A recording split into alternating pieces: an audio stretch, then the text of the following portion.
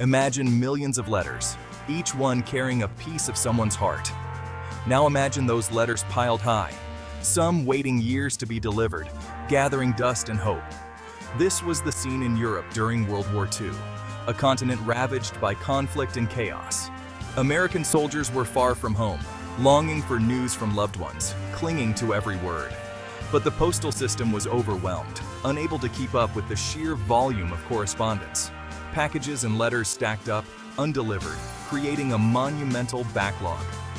This is where the 6888th Central Postal Directory Battalion stepped in, ready to make a difference. These were no ordinary soldiers, they were trailblazers. They were 855 brave African-American women, ready to tackle a mountain of mail and segregation, breaking barriers as they went. The 6888th, nicknamed the 6888, was the only all-black Women's Army Corps battalion to serve overseas during World War II, a historic achievement. Formed in 1943, they were trained at Fort Oglethorpe, Georgia, and Fort Dix, New Jersey, preparing for their crucial mission. Their mission? To sort and deliver the millions of pieces of backlogged mail clogging the system in Europe, a task of immense importance. This was a daunting task, but the women of the 6888th were up to the challenge, driven by a sense of duty and purpose. Their motto, "No mail, low morale," encapsulated their mission perfectly. They knew how important it was to connect soldiers with their families back home, to bridge the gap created by war. Letters and packages weren't just mail. They were lifelines to loved ones, offering hope and encouragement amidst the chaos of war, a reminder of home. The 6888th understood this deeply and approached their mission with determination and pride, knowing the impact of their work on the morale of soldiers far from home. The world the 6888th entered was far from welcoming. They were stepping into a global conflict that had already claimed countless lives and disrupted entire nations. World War II raged across Europe, leaving cities in ruins and people in despair. The scale of destruction was unimaginable. The women faced not only the daunting task of sorting millions of pieces of mail, but also the harsh realities of a segregated army and a world at war. They had to prove their worth in an environment that doubted their capabilities. They traveled across the Atlantic in complete blackout conditions, the constant threat of German U-boats looming large. The journey was perilous, filled with uncertainty and danger at every turn. Upon arriving in England in February 1945, they were met with cold weather, poor living conditions, and a warehouse packed to the rafters with undelivered mail. The sheer volume of work was overwhelming. The warehouse was dimly lit and unheated, making their task even more challenging. The conditions were far from ideal. Rats scurried among the stacks of packages, adding to the already difficult working environment. It was a test of their resilience and determination.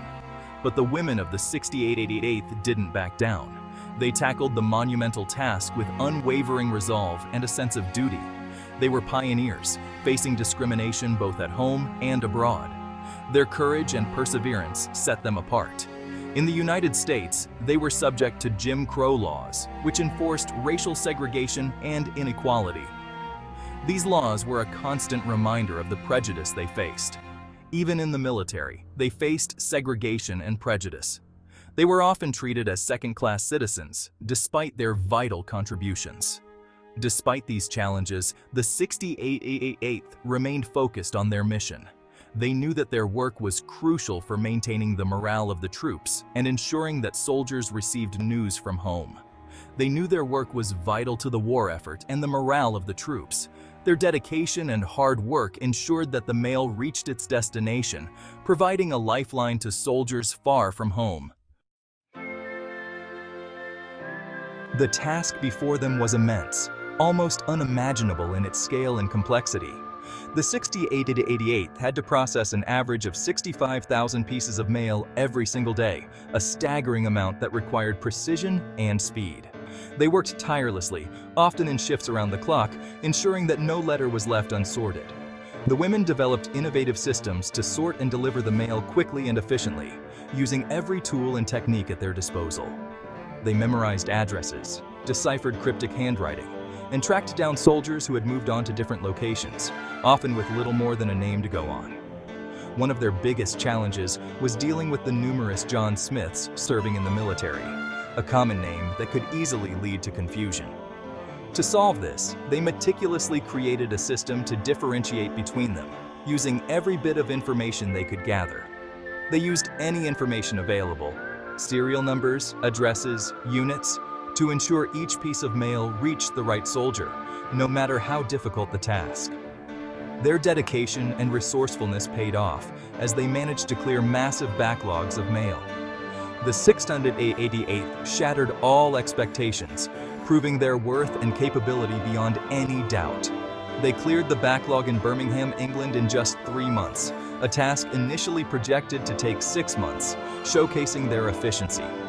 Their success continued as they were deployed to different locations across France, each time facing new challenges with the same determination. In Rouen, they cleared a backlog of 14 million pieces of mail in just 2 months, an incredible feat that highlighted their exceptional skills. The 6888th proved that they were more than capable. They were exceptional, leaving a legacy of excellence and dedication that would be remembered for generations.